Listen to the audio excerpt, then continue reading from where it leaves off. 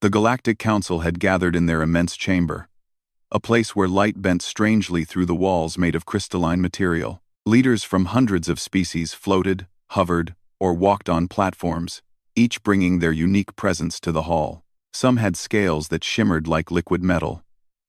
Some moved on many legs, some communicated without words, through pulses of light or sound. But all eyes were on Earth. For the first time in history, humanity was summoned to answer for itself.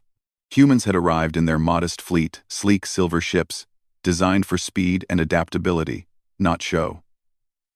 Among them stood Admiral Elena Kor, tall and calm, her uniform neat, her eyes sharp and unafraid. Around her, the human delegation mirrored her resolve, standing straight, despite being dwarfed by alien forms.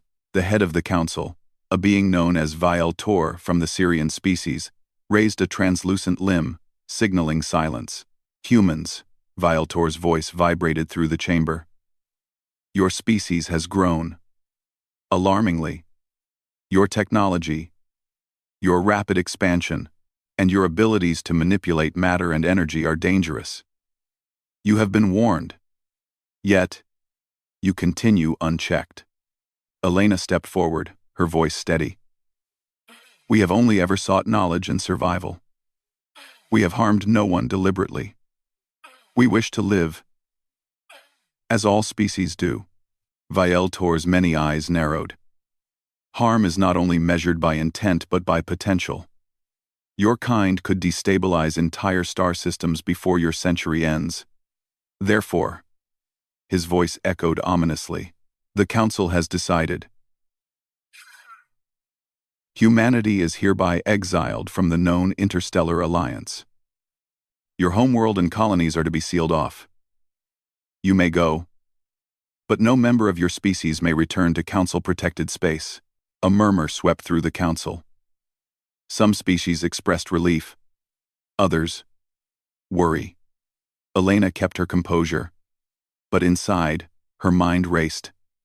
Exile was no small matter. It meant losing trade, allies, and access to vital knowledge. It could have destroyed humanity, if humans did not act. She turned to her fleet commanders. We expected opposition. We will leave, but we will not fail. Prepare the ships for immediate departure. Earth will survive this. The Council had assumed humans would plead, beg, or perhaps lash out. Instead, they acted with calm precision. Their ships, though fewer than the hundreds of alien vessels in orbit, moved with silent efficiency. Boarding completed, engines hum quietly, systems checked, weapons armed but not for attack, only defense. Outside, in the vastness of space, the alien fleets moved into position to enforce the blockade. Massive warships, glinting with energy shields and hundreds of smaller craft, formed a cage around Earth. It was designed to be impenetrable, but humans had never been predictable. Elena watched the holographic map of the blockade. They expect us to fight, she said. But we won't. Not yet. Our goal is survival. Speed and strategy will be our weapons. The plan was audacious. Humans had developed small, highly maneuverable ships capable of short-range teleportation, a technology the Council had dismissed as theoretical. Each ship would use these devices to leap past the nearest blockading fleet, moving like shadows through a net of light and metal. It was dangerous, but humans had little choice. Failure meant destruction. Success meant freedom. As the countdown began, Elena felt a mixture of tension and pride. Her species had always faced challenges on Earth, against nature, against other humans, and survived. Now, the challenge was cosmic, but their spirit had not weakened. The first ship activated its teleportation drive, disappearing in a flicker of blue light. Moments later, it reappeared beyond the nearest alien cruiser. Then, another. And another. In minutes, the entire human fleet had passed the blockade, leaving the alien ships confused, their sensors unable to track the fleet's jumps. Council members watched in shock. Vial Tor's voice trembled slightly. Impossible. Their ships. They cannot move like that. We underestimated them. Elena allowed herself a small smile, but she knew the journey ahead was far from over. Exile was only the beginning. Humans had left the known galaxy, traveling into the unknown, with no allies, no resources from the Council, and only their intelligence, courage, and determination to guide them. The first star systems outside Council space were barren, hostile, and strange. Radiation storms danced across empty planets. Rogue asteroids tumbled unpredictably, but humans adapted. Using modular technology, they constructed shelters and research stations. They mined asteroids for materials, converted barren worlds into habitable environments, and learned to harness energy in ways no other species had dared. On one of the first colonized planets, a small settlement was buzzing with activity. Humans built their homes, farms, and laboratories with efficiency. Children ran under the sky, laughing as robots assisted in daily chores. Scientists studied alien artifacts that drifted through space, learning from the remnants of civilizations long gone. Elena walked among her people, observing, listening, encouraging. "Remember," she said, "we are exiled, but we are not defeated. Our strength is in our unity, our creativity, and our will to survive. Every challenge is a chance to prove ourselves." Humans were not warriors by nature, they were survivors, inventors, and explorers. Their ships were not just vessels, they were laboratories, homes, and lifelines. Every individual contributed: engineers, scientists, teachers, farmers, doctors. Together, they created a microcosm of Earth, a living, breathing society in the stars. Meanwhile, back in the council chambers, reports of human survival and expansion reached the members. Some were alarmed, others curious. "They are thriving where we thought they would fail," Valtor admitted to the assembly. "They may yet become powerful." For humans, power was not the goal, not yet. Knowledge and survival came first. Every challenge they faced hardened their resolve and sharpened their skills. Space was a teacher, often harsh, but it taught them the value of strategy, ingenuity, and patience. Months passed. The human fleet expanded into multiple systems, establishing colonies, mining operations, and research hubs. Communication networks linked planets, and a council of human leaders formed to ensure fair governance and resource distribution. They named it simply the Human Coalition. One evening, as Elena watched a sunset on a newly terraformed world, she reflected on what had been lost and what had been gained. Earth was behind them, but the stars were ahead.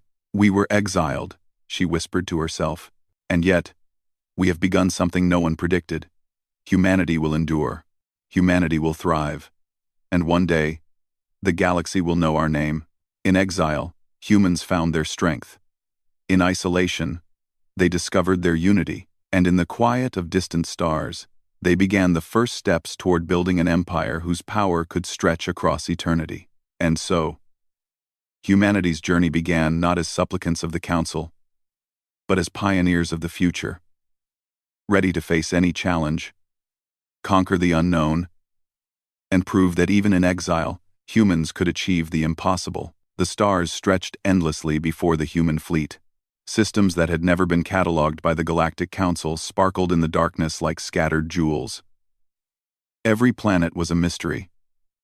Every asteroid belt, a challenge. Yet humanity moved forward, determined, undeterred by exile or isolation. Admiral Elena Kor stood on the bridge of the flagship Dauntless.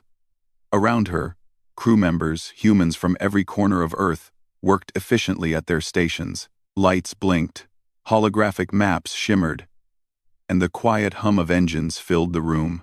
The Dauntless was more than a warship, it was a mobile command center, a laboratory, and a home for hundreds of people. "Sir," called Lieutenant Eric, pointing at a holographic display, "we've reached the edge of the Arcanus cluster. Preliminary scans indicate 3 potentially habitable planets. Radiation levels are low, and the atmosphere is breathable with minor filtration." Elena nodded, her eyes scanning the display. "Good. Prepare the survey teams.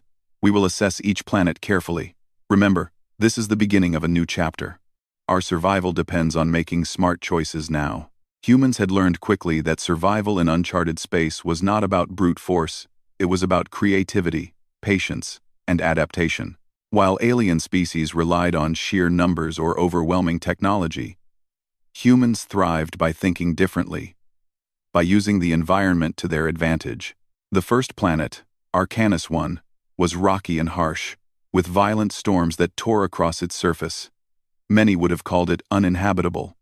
But humans saw opportunity. Engineers deployed modular shelters capable of withstanding storms. Scientists began analyzing the soil, discovering minerals that could power advanced reactors. Farmers experimented with hydroponics, growing hardy crops in reinforced greenhouses. Slowly, the planet transformed into a functioning settlement. On the second planet, Arcanus 2, humans faced a different challenge. Dense jungles filled with life forms that were both beautiful and dangerous. Predators with crystalline skin stalked the forests, while massive plants released clouds of hallucinogenic spores. Survey teams moved carefully, studying the ecosystem without disturbing it. Scientists discovered plants that could generate clean energy and animals that could be domesticated for food or labor. Humans adapted, learning to live alongside alien wildlife rather than fight it. Elena visited the first colony personally. She walked through streets made of lightweight alloys, observing humans working side by side with robots. Children laughed as drones floated above, carrying supplies or entertaining them with holographic games. She smiled, proud of how quickly humans had learned to thrive in a world that had once seemed impossible to settle. "Admiral," said Dr. Celine, head of the scientific division, "our terraforming efforts are progressing faster than expected. If we continue at this rate, these planets could be fully self-sufficient within 5 standard years. We've also discovered traces of an ancient alien structure on Arcanus 2. The technology is far older than anything recorded in Council databases." Elena raised an eyebrow. "An ancient structure? Send a small team to investigate. But caution first, our people are more important than curiosity." Curiosity was, of course, exactly what humans were built on. Teams explored the ruins and found mechanisms that used energy in ways humans had not yet imagined. Using the fragments of knowledge, scientists began reverse engineering new systems, better power generators, faster communications, and even preliminary experiments in teleportation fields. Humanity had been underestimated. And now, in exile, they were proving that innovation thrived under pressure. Despite their successes, life on the frontier was not without danger. Rogue asteroids, sudden solar flares, and unpredictable gravitational anomalies challenged the humans daily. One day, a supply convoy on Arcanus 1 was nearly destroyed by a sudden magnetic storm. Engineers worked tirelessly to repair the damage, and medics treated the injured, but morale remained high. Every challenge overcame only strengthened their resolve. Meanwhile, intelligence reports from distant sectors began to filter back. Scouts had detected alien ships observing human activity from beyond Council space. These ships did not attack, they merely watched. Elena studied the reports carefully.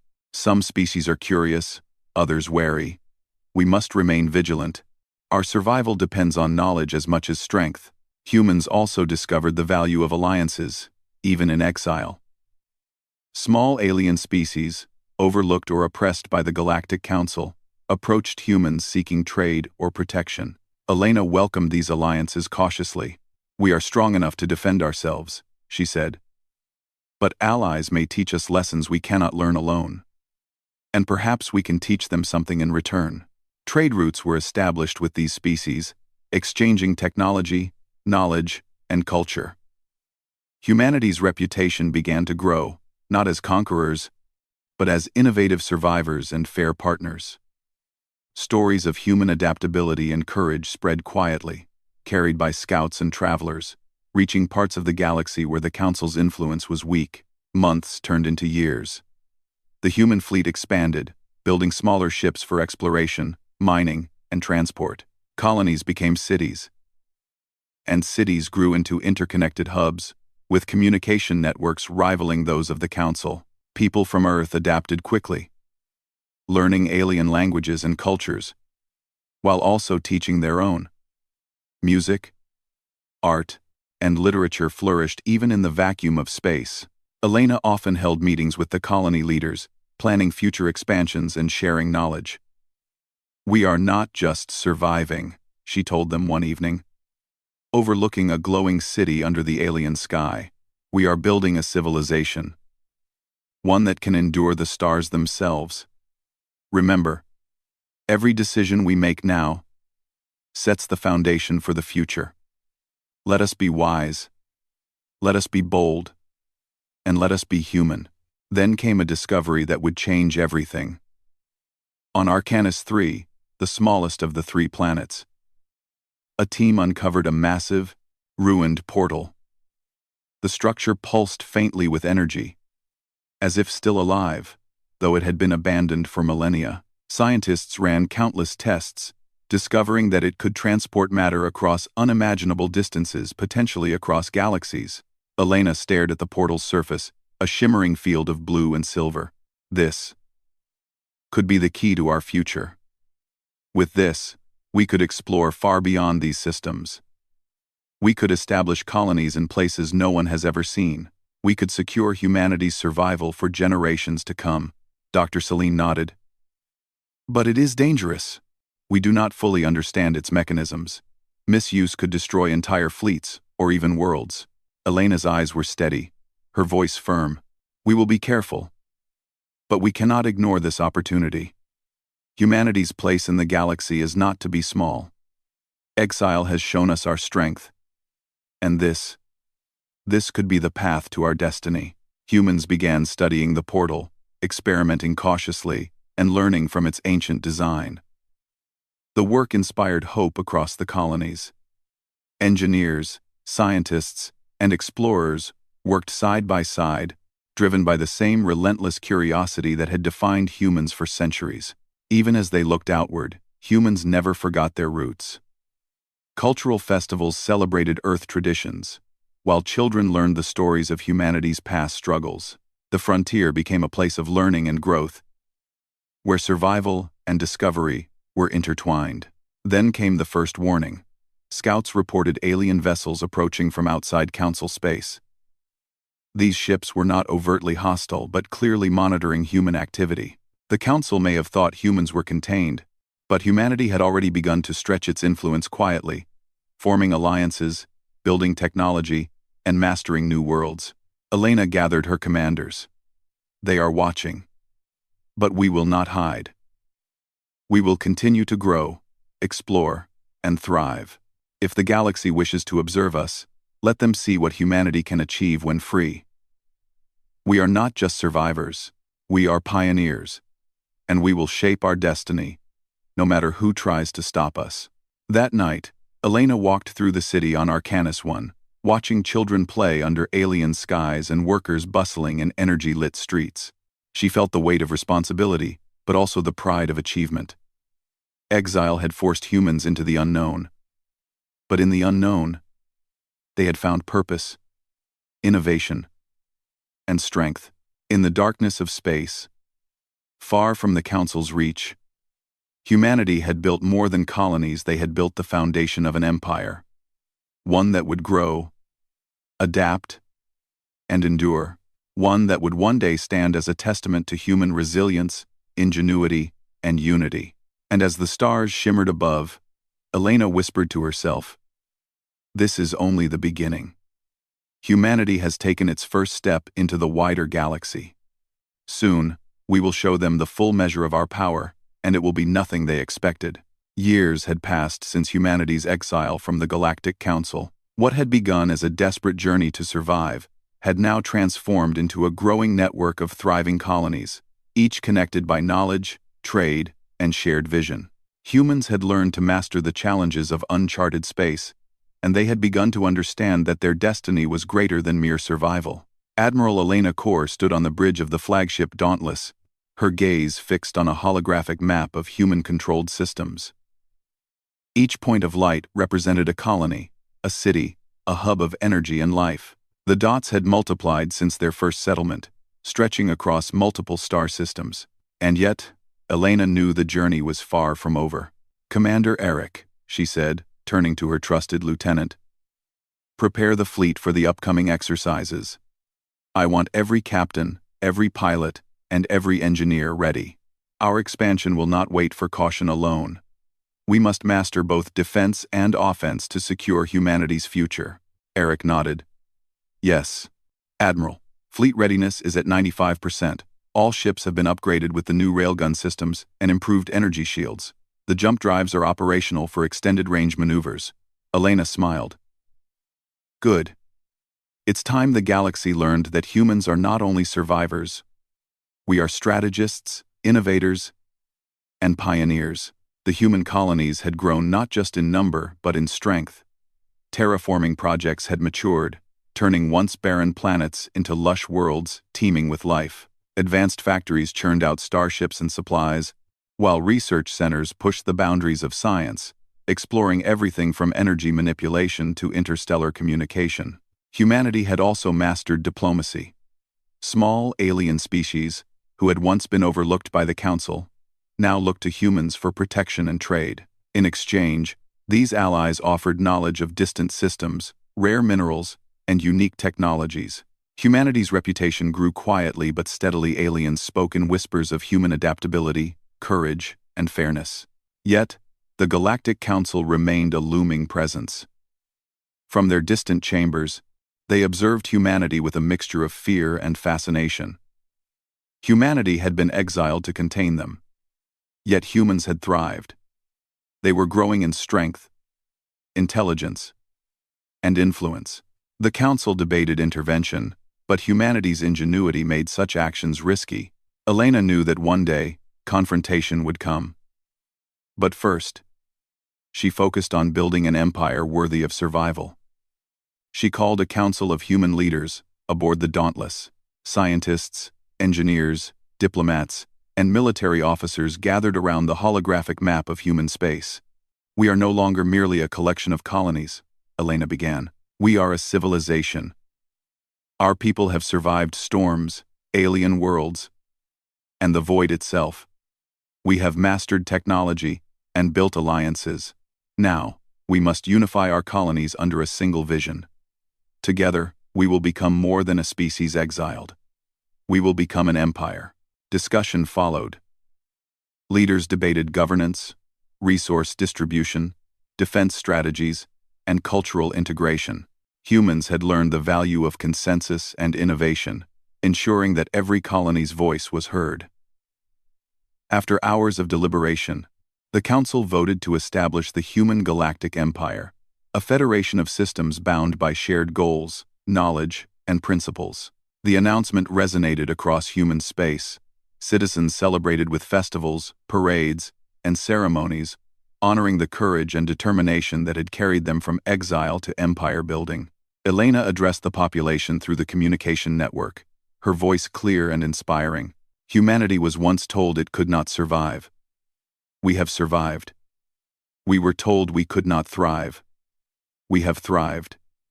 And now, we shall look to the stars not as exiles, but as architects of our own destiny. Together, we will explore, innovate, and protect the future of our species. Together, we will rise. With the empire established, the next step was defense. The Galactic Council might still seek to challenge humanity's expansion, and other alien powers might see humans as a threat or an opportunity. Humanity needed a fleet capable of defending its territory and projecting power across multiple systems. Engineers worked tirelessly to design new ships equipped with railguns, energy shields, and advanced jump drives. They integrated lessons learned from frontier exploration and alien technologies. Ships were built not just for battle, but for speed, maneuverability, and versatility. Fleets could strike, defend, or explore with equal efficiency. Training programs were established to prepare crews for any eventuality. Pilots practiced maneuvers, engineers refined weapons systems, and commanders simulated fleet engagements. Every human in the military understood that survival depended on intelligence as much as firepower. Yet humanity's strength was not only in technology, it was in ingenuity. Humans developed unconventional tactics that no alien species had anticipated. They used stealth, deception, and surprise to outmaneuver opponents far stronger in numbers. They studied the psychology of enemies, predicting behavior and adapting strategies in real time. During the first test of the new fleet, a simulated threat approached one of the outer colonies. The human ships moved with precision, coordinating attacks and defending vulnerable points. What might have seemed like a minor exercise revealed the full potential of human strategy and innovation. Reports of this exercise spread quietly among alien observers, earning admiration and caution. As the Empire expanded, humanity continued to explore. Scouts discovered new star systems, some rich with resources, others with strange anomalies that challenged their understanding of physics and energy. On one planet, scientists uncovered ancient alien ruins similar to those on Arcanus II. These ruins hinted at civilizations far older than any recorded by the Council. Humanity carefully studied these structures, learning from their designs and integrating their insights into human technology. Trade routes flourished with allied alien species. Humans shared knowledge generously but wisely, ensuring that alliances were mutually beneficial. This diplomacy strengthened the Empire and extended its influence without the need for conflict. Species that had once been marginalized now found protection and opportunity within human space. Despite these successes, challenges arose. Some colonies experienced internal disagreements, often over resource allocation or local governance. Elena and her council addressed these issues with transparency and fairness. They recognized that an empire could only thrive if every system felt valued and heard. And then came the first external warning.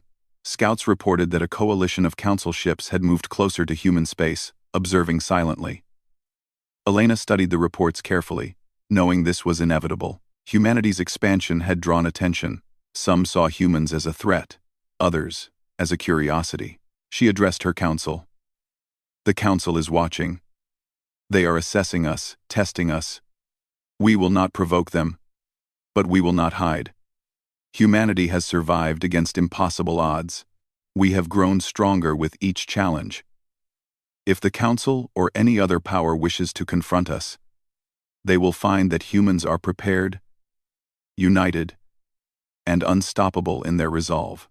The Council agreed on a dual approach: diplomacy to avoid unnecessary conflict, and preparation to defend human space. Fleets were repositioned strategically, colonies fortified, and communication networks enhanced to maintain coordination across vast distances. Meanwhile, scientists continued experiments with the ancient portals discovered on Arcanus III. Early tests suggested that the technology could enable instantaneous travel across light years, opening possibilities for trade, exploration, and even defense strategies previously unimaginable. Humans had once been confined to a single solar system, and now, with portals and advanced jump drives, they could reach the farthest corners of the galaxy. Elena reflected on humanity's journey. Exiled by the Galactic Council, her species had been cast out, expected to fail. Yet in exile, humans had found unity, innovation, and strength.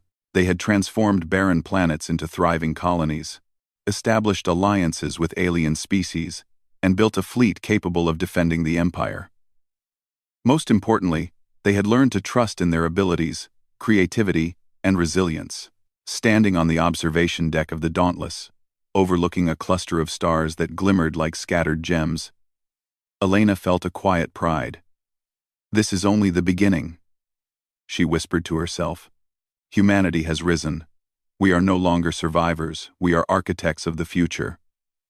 And soon, the galaxy will see the full measure of our power and our potential." As night fell on the capital world of the Empire, celebrations echoed across colonies, but the work never stopped. Humanity was no longer just surviving, they were rising, building an empire that would endure across the stars, a civilization that would grow in knowledge, strength, and influence. And far beyond, in the distant chambers of the Galactic Council, whispers of humanity's rise began to spread. Some feared, some envied, and some admired, but all agreed on one truth: humanity, once exiled, had begun a rise that would change the galaxy forever. In the shadows of the stars, the human galactic empire was born, an empire built not on conquest alone, but on ingenuity, unity, and the unbreakable spirit of a species that refused to be underestimated.